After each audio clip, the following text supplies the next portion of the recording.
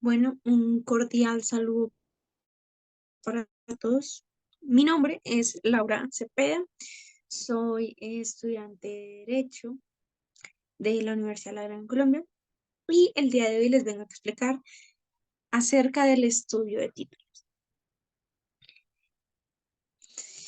Durante la explicación abordaremos qué es el estudio de títulos, qué utilidad tiene, qué documento requerimos para hacerlo, algunas especificaciones sobre el régimen de propiedad horizontal y ya entraremos a especificar acerca de cada documento requerido. Adicional a esto, enunciaré o realizaré un caso práctico, o sea, realizaré el estudio de títulos acerca de un bien y a la final llegaré a unas conclusiones muy concretas.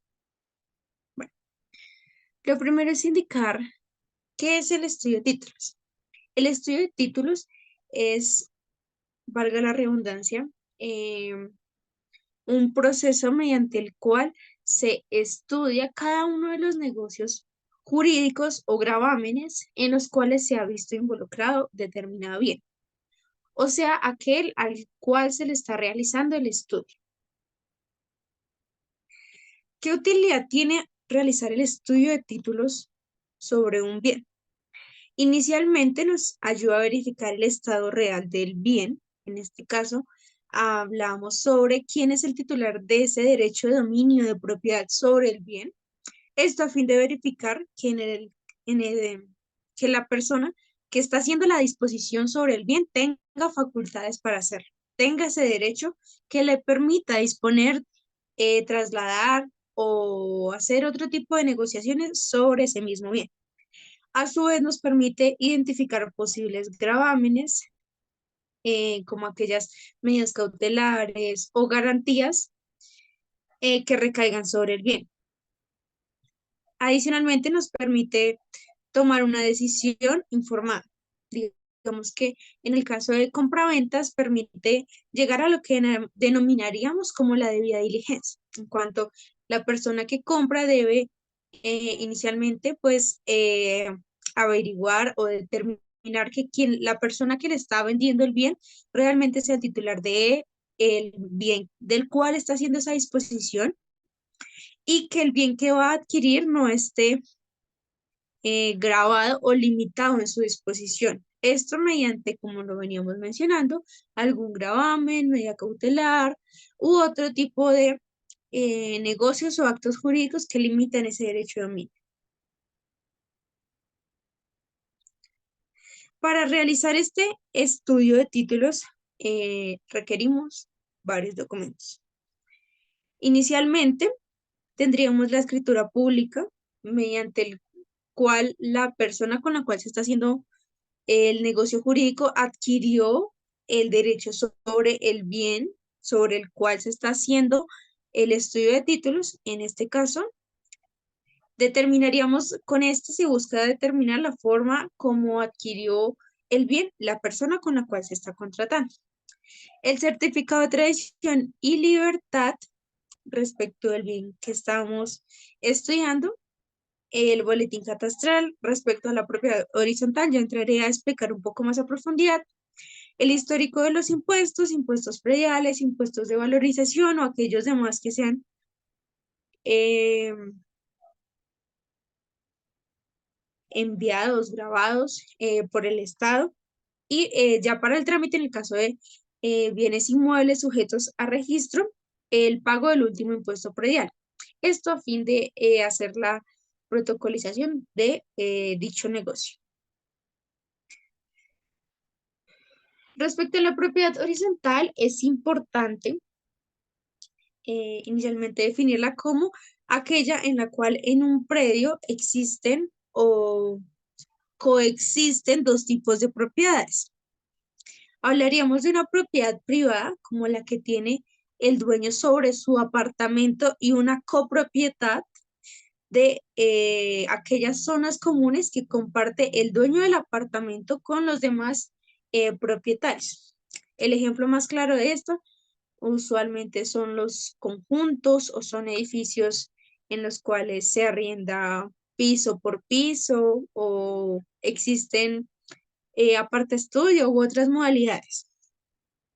Allí, como lo venimos eh, especificando, coexisten estos dos tipos de propiedades. Propiedad privada sobre el bien sobre el cual adquirí inicialmente la propiedad y copropiedad respecto de las zonas comunes como pasillos, la recepción, parques, con los propietarios de los demás apartamentos que están en el mismo predio, en el mismo edificio. Esta figura está regulada mediante la Ley 675 de 2001, en la cual se especifica que este régimen de propiedad horizontal se constituye mediante escritura pública. Lo que nos da a entender de que hay una escritura pública mediante la cual se establece las zonas tanto privadas como públicas que contiene el bien y adicionalmente el régimen de propiedad horizontal que ya nos hace referencia a las obligaciones de las partes, entre las cuales encontramos el uso de espacios comunes, el establecimiento de cuotas de administración, tanto ordinarias como extraordinarias, las cuales atienden a hacer el mantenimiento de estas zonas comunes, a brindar otros servicios como seguridad y así. Cuando los bienes están sometidos a este régimen de propiedad horizontal, es importante que adicional de los documentos anteriormente mencionados, solicitemos la escritura de constitución, digamos, de la propiedad horizontal, asimismo el reglamento de propiedad horizontal y el histórico de la asamblea de copropietarios. Esto se refiere a las reuniones periódicas que han realizado estos, los asuntos que han tratado y nos da más información como al estado convivencial o estructural, dependiendo de los temas que toque la asamblea, en que se encuentra el bien. La escritura pública es un documento que contiene la voluntad de las partes y pasa por un procedimiento que se llama protocolización, la cual se hace a través de ante un funcionario público, en este caso el notario, quien en principio da fe sobre el contenido del bien que corresponde a la voluntad de las partes y verifica que este mismo documento eh, cumpla con algunos requisitos legales.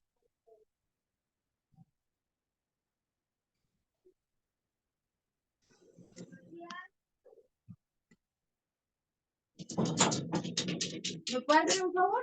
Estoy grabando un video y se escucha usted gritando.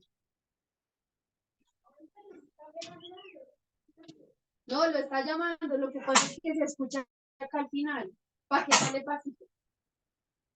Porque pues yo no tengo nada de mucha para que se escuche bien lo que yo estoy diciendo.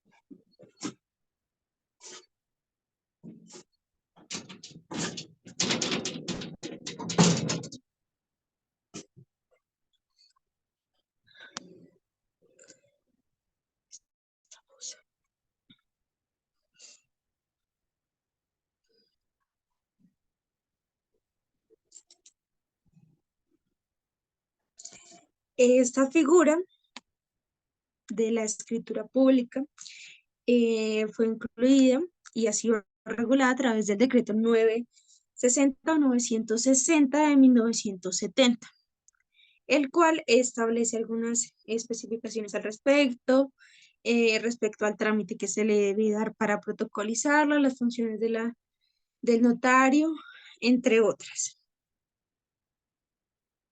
El certificado de tradición y libertad es un documento que expide una autoridad, en este caso, la Superintendencia de Notariado y Registro. En el caso de los bienes inmuebles, la Oficina de Registro de Instrumentos Públicos, acerca del estado del bien. En este registro, en este certificado, se pueden evidenciar varias cosas. Por un lado, el estado del folio, o sea, digamos, de la matrícula del bien, si está activo, o sea, circunstancia en la cual se puede disponer del mismo, la nomenclatura referente a la ubicación del bien, las especificaciones del mismo, describirlo, y adicionalmente contiene un historial sobre los actos y negocios jurídicos que se han realizado sobre el bien o en los cuales el bien ha sido objeto del contrato, como lo veremos más adelante. El boletín catastral es un certificado que en este caso expide Catastro como la autoridad competente, la cual contiene la ubicación, los linderos del bien, esto referente a el área en la cual está ubicada en la ciudad respecto a eh, la división territorial, barrios, localidades, provincias, entre otras divisiones. Allí mismo establece las direcciones que se le han asignado a estos bienes, ya que con el tiempo pueden variar, y establece la vigencia del mismo. Digamos, establece que tuvo una dirección hasta 1990 y que de 1990 hasta la actualidad tiene otra. Digamos que este tipo de anotaciones o precisiones respecto al bien están allí mismo. Otro aspecto que se refleja en este boletín catastral es el avalúo del bien. Este avalúo catastral es importante para la tasación de los impuestos.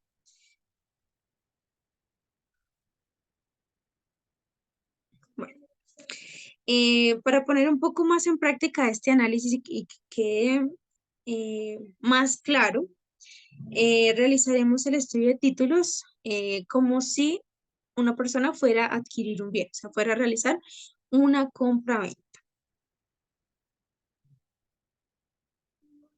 Para lo cual, quiero advertir que los nombres allí mencionados, las ubicaciones de los bienes, eh, pueden o no concordar con bienes que existen en la vida real, por lo cual, pues aclaro que el uso de estos únicamente es con fines académicos, en este caso, explicar cómo se debe realizar el estudio de un título. Entonces, tres aspectos que debemos tener en cuenta inicialmente.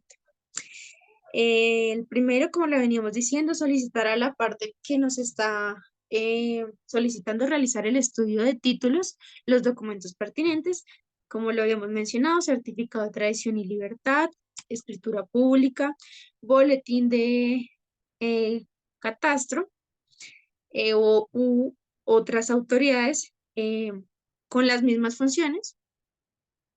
Esto en el caso de otros departamentos, otros municipios.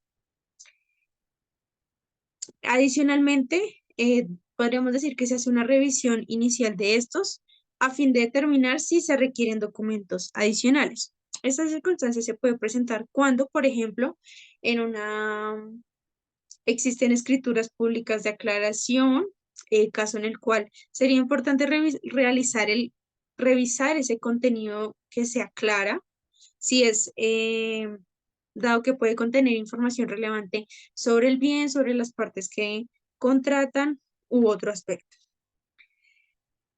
Eh, Esto a fin de solicitarle a la persona eh, que nos allegue otros documentos de ser necesario. Y finalmente realizar ya el análisis de estos, como lo haremos a continuación. Respecto a la escritura pública, que vamos a compartir, la que vamos a analizar, visualmente tenemos varias cosas que anotar. Lo primero es que las notarías emplean un tipo de papel en específico. En este caso no es muy evidente porque pues es una fotocopia blanco y negro, pero estas usualmente son de un color determinado, como vemos tienen un formato que es uniforme. Esto quiere decir que no está solo en la primera página de la escritura o solo en una notaría, sino que lo utilizan ellas, en general las notarías. Adicionalmente, este papel tiene un consecutivo que está en la parte superior derecha, como podemos decir, dice A y tiene una secuencia. Esto, digamos que más respecto a la emisión de la notaría. Adicionalmente, y uno de los primeros aspectos que debemos revisar es el número de la escritura pública, que en este caso es la 071, sobre qué versa esta escritura pública. En este caso se hace la indicación de que el negocio jurídico es una compra-venta y se especifican las partes. En este caso, al ser compra-venta, los vendedores y compradores. Adicionalmente, se describe el objeto del bien, en este caso sería la ubicación del bien, respecto a la ciudad, en este caso es Bogotá, de acuerdo a nuestra división territorial, localidad, en este caso está en la localidad de Bosa, y está ubicado en lo que inicialmente era el lote número 6 de la manzana F del predio denominado Sayonara, el cual hoy en día es la urbanización José Antonio Galán. Y comúnmente el barrio Bosa Antonio Galán, José Antonio Galán. Específicamente el bien está ubicado en la carrera 81, número 58H16, y es muy particular esta escritura pública porque contiene dos nomenclaturas. En este caso también pone que la nomenclatura es la carrera 81, número 58H18 Sur. Esta notación es relevante y se puede aclarar con el boletín de nomenclatura. ¿Por qué se puede dar este tipo de anotaciones? En este caso porque aún bien se le han asignado dos direcciones, circunstancia que pues se aclara con el boletín catastral, donde digamos se establece la vigencia de la dirección, digamos, para el momento en que se celebró el contrato, cuál era la dirección asignada al bien. Adicionalmente, ya para seguir individualizando el objeto del bien, en este caso el inmueble, la cédula catastral, que es un consecutivo que asigna, en este caso, la autoridad competente catastro, y la matrícula inmobiliaria. Asimismo, es importante datos como la fecha, en este caso de realización de la escritura pública, el 4 de febrero de 2023, y adicional a esto, aspectos respecto a la notaría. Entonces, es la notaría 65 del Círculo de Bogotá, de la cual es titular Gloria Estela Morato Moreno, Melo, disculpa, que es la notaria correspondiente. Adicionalmente, se hace la verificación de la comparecencia de las partes. En este caso, se identifica el vendedor como Gabriel Pérez. Se hacen indicaciones que son importantes respecto a la existencia y validez del negocio jurídico. Esto es referente a que es una persona mayor de edad, la cual tiene una capacidad para no solo ejercer derechos, sino contraer obligaciones, que está domiciliada en Bogotá, que está identificado con el número de cédula tal, especificado en la escritura pública, y el estado civil. El estado civil es importante verificarlo respecto a la existencia de sociedades conyugales y patrimoniales,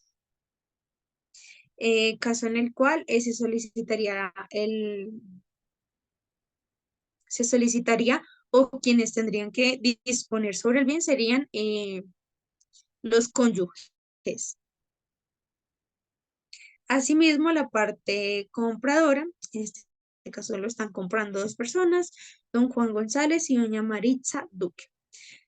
Al igual que con la parte vendedora, se hace la especificación de que es mayor de edad, de que con lo cual es una persona capaz, que está domiciliada en Bogotá, la indicación de la cédula para identificarlos plenamente, y el estado civil. En este caso, se hace la especificación, señalo, de que están casados entre sí. Esto tiene una implicación importante, como lo habíamos mencionado, de que el bien entraría a esa sociedad conyugal existente entre los cónyuges y que está vigente. otro de los aspectos, las cuales obran como parte compradora y que nuevamente se reitera que el negocio jurídico que se está realizando es un contrato de compra-venta. Las estipulaciones se pueden asimilar a las cláusulas que contendría ese contrato de compra-venta. Inicialmente hablamos del objeto del contrato, el cual sería transferir ese derecho real de dominio, como aquí lo señala. En este caso, quien lo está transfiriendo es el señor Gabriel Pérez a los cónyuges Juan González y Maritza Duque. Y a continuación se hace la descripción del bien sobre el cual se hace la transferencia de dominio. Entonces, se dice que es un lote de terreno con cavidad y extensión de, en este caso, 78 metros cuadrados, que sería el área total del predio.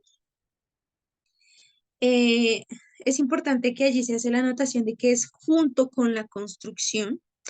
Esto en cuanto en un mismo predio existen dos tipos de áreas, el área construida y el área privada. El área construida es aquella que se ha empleado para la edificación del bien, digamos las paredes u otros elementos necesarios en la construcción. Y el área privada que sería la cual habitarían las personas.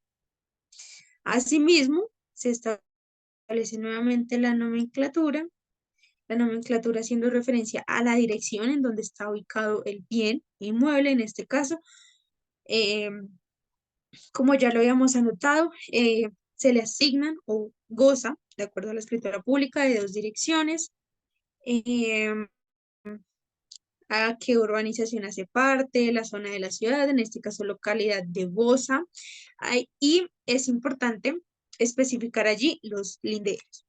Los linderos hace referencia a las partes, valga la redundancia, con las que colinda el predio que están adquiriendo. Entonces, esto hace alusión a los puntos cardinales, que usualmente son norte, sur, oriente y occidente. No obstante, y de acuerdo a la ubicación del bien, estos pueden variar, como en este caso, que tenemos nororiente, suroccidente, noroccidente y suroriente. Asimismo, se hace la especificación de la cantidad de metros que existe, que goza cada lindero,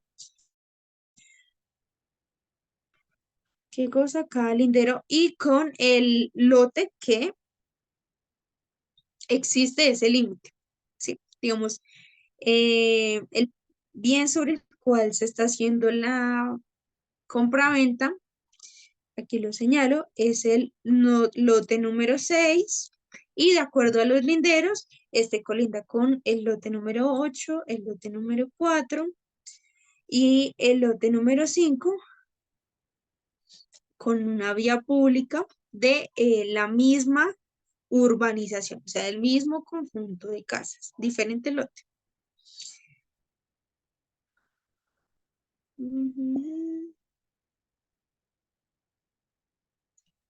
Bueno, en la segunda cláusula de este caso se indica que hace referencia a la adquisición. La información allí contenida habla de la forma en la que la adquirió el vendedor. Entonces, el vendedor dice que efectuó la compra al comité de subarrendatarios del barrio de Kennedy, Girardot, y que de ello obra una escritura pública, indica el número, la fecha en la que se otorgó y el número de la matrícula inmobiliaria, nuevamente para hacer la determinación del bien de la forma más precisa posible. Adicionalmente, hablamos de libertad y saneamiento. ¿A qué queremos hacer referencia cuando hablamos de libertad y saneamiento? De que no existe otro tipo de gravámenes, medidas cautelares o aquellas circunstancias, actos o negocios jurídicos que puedan limitar el derecho de propiedad o dominio sobre el bien. En este caso, allí se hace la enunciación de cada uno de ellos. Entonces se dice que se transfiere eh, el título de dominio de forma única y exclusiva de propiedad real, material y públicamente, que no lo ha vendido o enajenado anteriormente. Esto se hace referencia al no solo al consentimiento, sino como a la eficacia del negocio. Entonces ahí habla de los gravámenes, que pueden ser embargos, demandas, procesos judiciales, hipotecas, usufructos, desmembraciones, patrimonios de familia y todas aquellas circunstancias que pueden llegar a limitar el derecho de dominio o que, no siendo así, igual deban ser sujeto de registro. Bueno, la siguiente estipulación nos hace referencia al pago y el precio. Digamos, se estipula cuál es el monto a cambio del cual se hace la transferencia de dominio y la forma en la que debe ser pagado. Esto en cuanto puede ser pagado en una sola cuota, puede ser pagado sucesivamente, se puede estipular mensualmente, cada 2 o 3 meses. Esto ya va de acuerdo a la voluntad de las partes. Es importante resaltar que el valor esté tanto en números como en letras. Y la especificación de la moneda. Esto tiene efectos procesales relevantes. Digamos que el tema de que el precio esté tanto en letra como en número obedece a que en caso de existir alguna duda o inconsistencia entre estos dos valores, prevalecerá el valor en letra. Adicionalmente, la moneda en la cual se hace el negocio, dado que puede ser tanto nacional como caso en el cual deberá ser expreso. La estipulación número 5 ya hace referencia a la entrega material del bien, cuándo se realizó, cómo se realizó, la forma en la que se realiza, forma tanto físicamente, podríamos anotar de si existe la presencia, digamos, de alguna afectación estructural o similar, como jurídicamente. En este caso, eh, respecto a la parte jurídica, se dice que está al día con toda clase de impuestos y contribuciones, principalmente. La cláusula o estipulación sexta nos habla de la aceptación. En cuanto dice que las partes manifiestan la voluntad de continuar con el negocio, tanto por la parte vendedora como por la parte compradora, que aceptan el contenido de todas las estipulaciones que han hecho y las cuales se ven reflejadas en la escritura pública y que por este instrumento adquieren el derecho de dominio sobre el bien, que es algo que señalo. Adquieren para sí por medio de este instrumento. Ya la estipulación número 7 o estipulación séptima nos habla precisamente de algunos gravámenes que pueden gozar estos bienes. En este caso, hablamos de un bien destinado a la vivienda familiar, el cual en este caso eh, puede gozar de esa inscripción de afectación a vivienda familiar eh, o patrimonio familiar. Esto de acuerdo a la legislación vigente, el bien de acuerdo al avalúo, a la destinación y a otros aspectos puede gozar de alguna de las figuras. En este caso, no goza de la afectación a vivienda familiar que está contenida en la ley 258 de 1996. Es importante que allí se establece que no goza de tal afectación el bien. Respecto a los comprobantes fiscales, nuevamente se hace la anunciación de que el bien está al día con, eh, nuevamente se hace la anunciación de que el bien está al día con tema de impuestos, hasta qué día está, hasta qué año estarían pagados aquellos impuestos. No obstante, esta declaración se podría decir debe estar acompañada de, puede ser una certificación o los comprobantes de pago de estos impuestos. Adicionalmente, se especifican los documentos que se anexaron para realizar la protocolización. En este caso hablamos de formulario de declaración predial, certificado de estado de cuenta del trámite notarial, impuestos de valorización y otros. Como veníamos hablando de que para que exista una escritura pública tiene que haber un proceso de protocolización mediante el cual el negocio nace a la vía jurídica, hablamos de que los pasos anteriores hacen referencia a digamos que al envío del documento a la autoridad, en este caso al notario, y la revisión de que corresponda no solo a las voluntades de las partes, sino con los requisitos legales. Y llegamos al otorgamiento y la autorización como aspectos finales para que se complete la protocolización y el documento adquiera esa calidad de instrumento público. Eh, Adicionalmente, se deja la constancia notarial.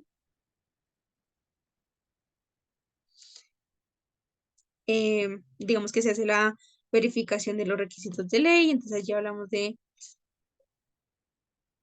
la ley 258 de 1996, como venimos diciendo, es aquella legislación que hace referencia a la constitución de la afectación a vivienda familiar. Entonces, nuevamente, adicional a la estipulación en la cual se dice que no existe afectación a vivienda familiar, el instrumento contiene la constancia como reiterativa de que no se dejó tal gravamen.